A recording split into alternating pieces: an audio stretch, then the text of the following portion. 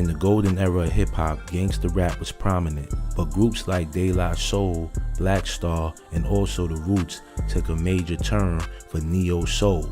The year was 1991, and Scott Storch became a major player as a keyboardist for the group The Roots. Scott Storch would help compose the album from The Roots, Organics, and also Do You Want More. His first single, You Got Me, which was done by The Roots, featuring Erykah Badu, was a smash hit and got The Roots notoriety in the mainstream. But Scott Storch shortly left the group after he said that they treated him unfairly and called him a white devil. The producer's producer. No, I mean, like, honestly, I started in The Roots and did a lot of stuff for them. Very underappreciated, and I was the guy who, like, again, came up with a lot of the nucleus of what that shit was. And I left the group and was told that I was like the Pete Best of The Roots. You know, Pete Best is the guy that quit the Beatles. Left the Beatles, yeah. Yeah.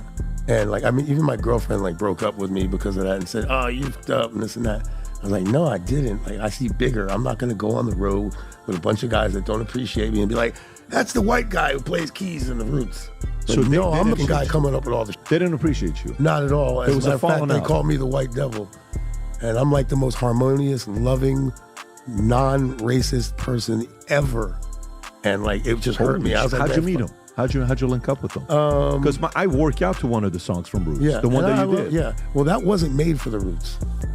That song, after I left The Roots, they realized, I guess, that they needed me still.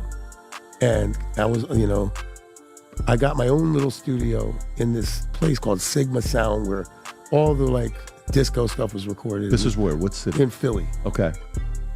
And they record there downstairs. So of course they come upstairs and they're like, you got anything? And they saw I was working with this girl. I'm working with a girl who at the time worked at Urban Outfitters. And now she's one of the most legendary neo-soul legends, Jill Scott. Of course. So Jill Scott was not an artist. I was like, yo, you should be an artist. You're awesome. She was like working at Urban Outfitters and doing an off-Broadway rendition of Rent. And Questlove came in and heard what we were making. And he said, oh, I gotta have this. And that was You Got Me, the song you like to work out to. And they told me, like when I gave it to them, I was like, make sure Jill stays on it. And at the last minute, they switched it to Erykah Badu. Huh. But Jill wrote it. Erykah Badu. And a lot of the people that I brought in the studio like that I believed in, that were the writers, they became stars. Like Neo, before he was an artist, was the guy that did Let Me Love You With Me. Now after this, Scott Storch went on to help Dr. Dre create the classic album Chronic 2001. After his connections and ties, he went on to also create the club smash hit by 50 Cent, In the Club, Candy Shop, and also Lean Back by Fat Joe. During this time, Scott Storch was on top of the world and got into a relationship with Lil' Kim.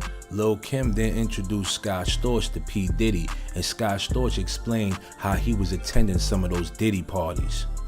Diddy parties, all the stuff that Diddy's going through. Did you have a close relationship? You were in the Palm, so you're in Miami. He's down here. What was your relationship with Diddy? He was on Star, I was on Palm, and we were cool. Like, you know, we were like comrades, so to speak. Like, we were, you know, cool. I was invited to all the parties and this and that, but I wasn't staying late at those parties because I would leave to my parties, which were, you know, potent as well. But I wasn't like, there was no like swingers or you didn't other have swinger stuff. No, I don't. I'm the only in the room. I don't like. I'm not into that weird shit. Like, I don't want to like have no part of that. But there was some bad in my house, and you know, excess of everything. And you know, I remember like, you know, my house was more like the Wolf of Wall Street type vibes. It wasn't like, I don't know. There was no weird going on, but I didn't really see any weird shit at Diddy's because it was just, to me, it seemed like everybody was having a great time and he was the provider of an amazing event that everybody wanted to get into and like all the time, and spared no expense with fireworks and all kinds of shit, and all the A-list people. I was one of the few people who was allowed to go in the house, and during one of these parties, most people are just like left outside, huge people. Whose house is that, Rob? That was mine.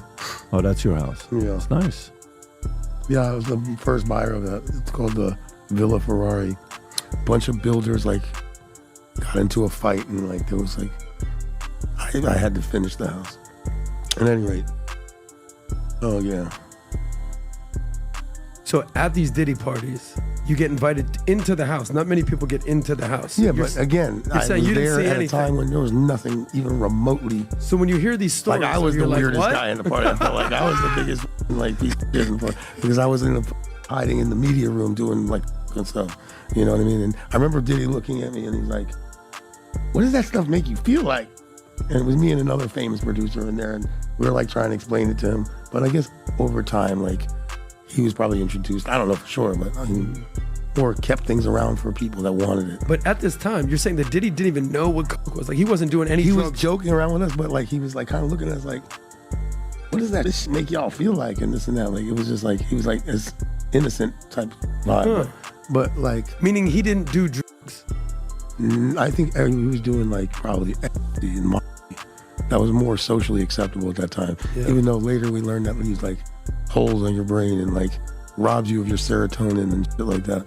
But look, here's my take on the Diddy thing. Forget about the parties. Who Diddy is, who they're trying to make him out to be. I said this just recently. I'll say it again.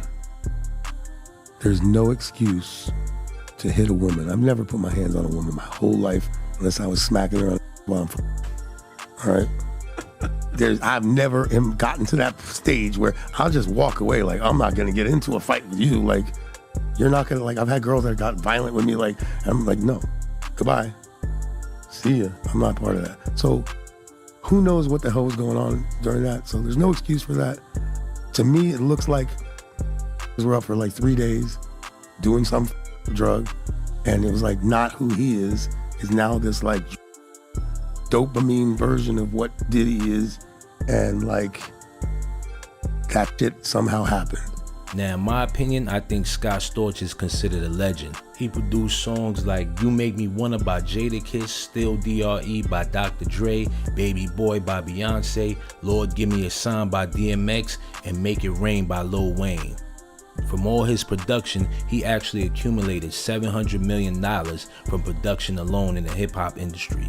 Now, if you enjoyed this video, make sure you like, comment, share, and subscribe, and leave your comments below. We want to get to more content. Peace.